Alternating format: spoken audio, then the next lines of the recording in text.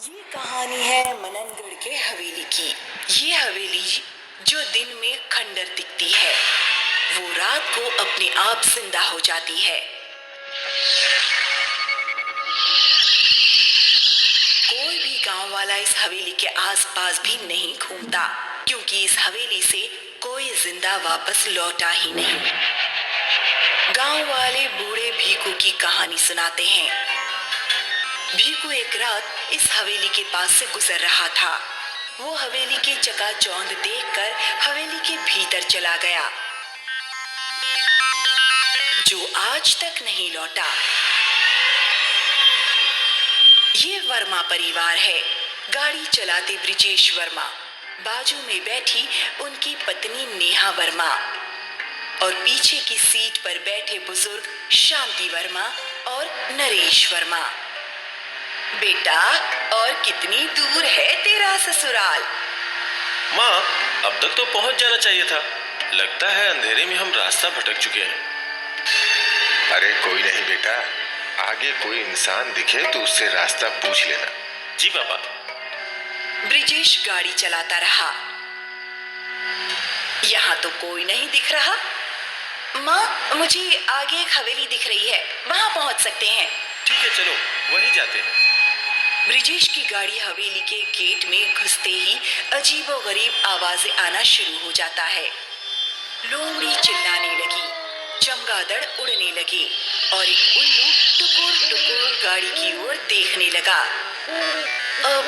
ये हवेली तो बहुत डरावनी है। ये हवेली जंगल के बीचों बीच है। जंगली जानवर तो रहेंगे ही ना आसपास। बेटा, तू रास्ता पूछ के आ। ठीक है माँ। जैसे ही ब्रिजेश हवेली का दरवाजा खटखटाने वाला था, वो दरवाजा खुल गया और भीतर से एक अधेड़ उम्र का आदमी बाहर आया। हम जंगल में रास्ता भटक गए हैं। क्या आप हमें बता सकते हैं मनगांव कैसे पहुंचे? तुम बहुत दूर आ गए हो। तुम्हें 30 किलोमीटर पीछे जाना होगा, लेकिन इतनी रात को जाना ठीक नहीं है। रास्ता भी खराब है और दुर्घटनाएं भी खूब होती हैं। चाहो तो यहीं रात भर आराम कर लो, कल भोर होते ही चले जाना। जी ठीक है। पापा, वो आदमी बोल रहा है कि हम बहुत आगे आ गए हैं और अंधेरे में वापस जाना ठीक नहीं है। रास्ता बहुत खराब है। तो क्या करें? उन्होंने बोला है कि हम चाहे तो हवेली में सुबह तक आराम कर सकते हैं। और कोई दूसरा रास्ता भी नहीं है, लेकिन मुझे ये हवेली ठीक नहीं लग रही।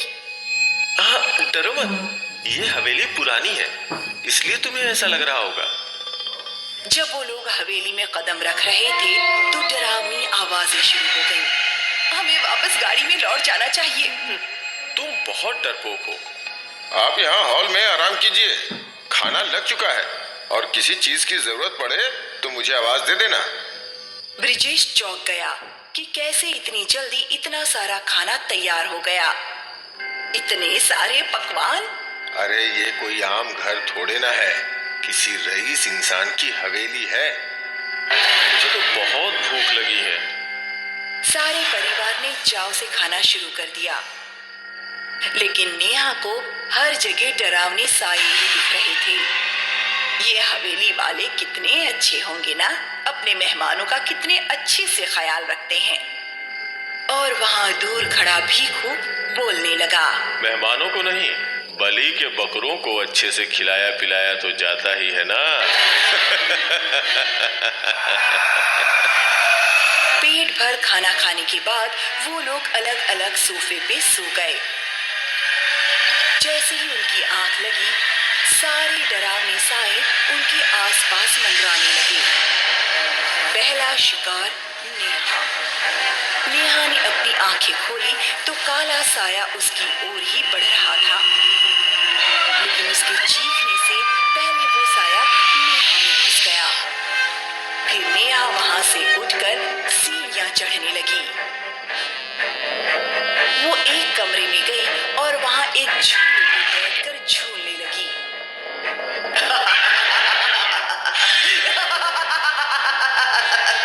नेहा की हंसने की आवाज सुनकर ब्रिजेश उठ गया।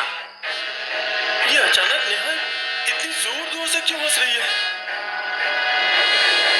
वो भी सीढ़ियां चढ़ने लगा, लेकिन उसकी सीढ़ियां खत्म हो ही नहीं रही थी। ये क्या हो रहा है? ब्रिजेश ने पीछे मुड़कर देखा तो उसके माँ पापा वहां नहीं थे। माँ, पापा, कहाँ गए सब? ब्रिजेश सीढ़ियां चढ़ता रहा, पर वो ऊपर नहीं पहुंच पा रहा था। ब्रिजेश की माँ आज भी वैसा ही दिखता है जैसा ये गांव 100 साल पहले था। ये हमारी जागीर है, भला इसे कौन बदल सकता है? वो देखो, वो गांव वालों की बस्ती। वो लोग तो और दूर चले गए। हमारा खौफ इन गांव वालों के दिलों में है। लेकिन ये वर्मा परिवार बिना हमारी इजाजत के हमारे घर में घुस गया। इसकी सजा तो इन्हें मिलेगी ही। ऐसा बोलकर शांति हवेली की छत से कूद गई।